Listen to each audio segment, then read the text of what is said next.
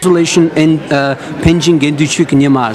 So what do we know about Genduchuk Lama so far, and are you happy about the development concerning Panchen Lamas? Very concerned, frankly, deeply concerned about the continued manipulation by the Chinese government of who it is that will be designated as the Panchen Lama. The whereabouts obviously remains a mystery, and of course we all know that Hu Jintao, after meeting with the Panchen Lama in 1989, mysteriously, although I don't think it's all that mysterious, he died just days later.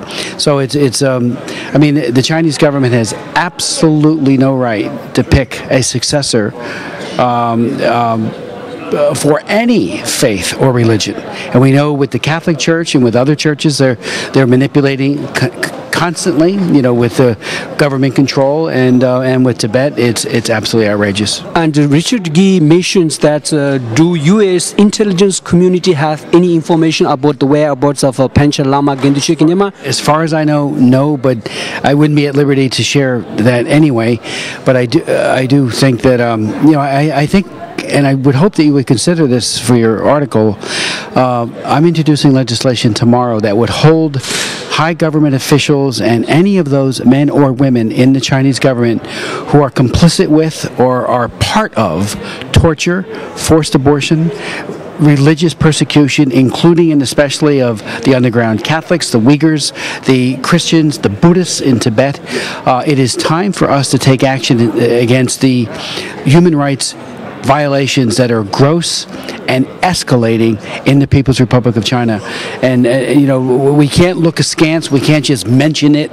There needs to be concrete penalties for the Chinese government. We stand in solidarity with the oppressed of China, not with the oppressor. Okay, based on the hearings, how well the government is implementing the Tibetan Policing Act, and are you satisfied, and were there any needs to remedy what is happening? Well, there's no doubt more has to be done.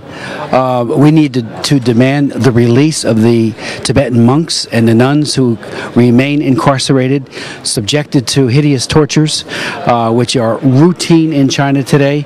And we can't just act as if it's business as usual.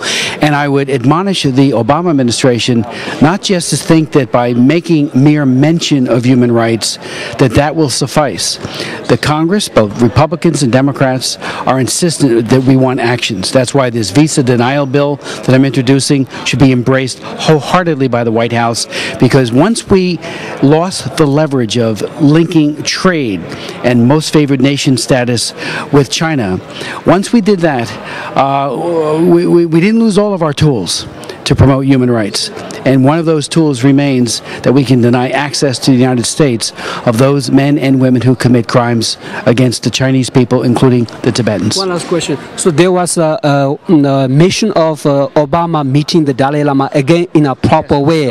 And how widespread is that among the Congress? Among the members of Congress, it's overwhelming. Congress conveyed to the Dalai Lama some years ago the Congressional Medal, one of the highest, it is the highest affirmation of noble deeds and goodness that the U.S. Congress can possibly give to anybody who is a civilian. The only equivalent would be the Congressional Medal of Honor for a man or woman who commits a great act of military bravery and courage. So it is a huge honor.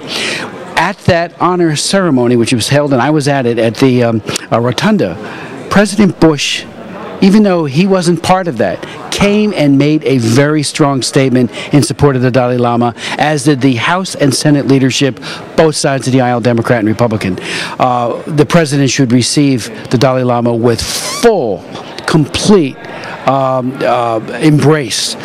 He did it with Hu Jintao with a state dinner, who ought to be at The Hague answering for crimes against humanity and genocide.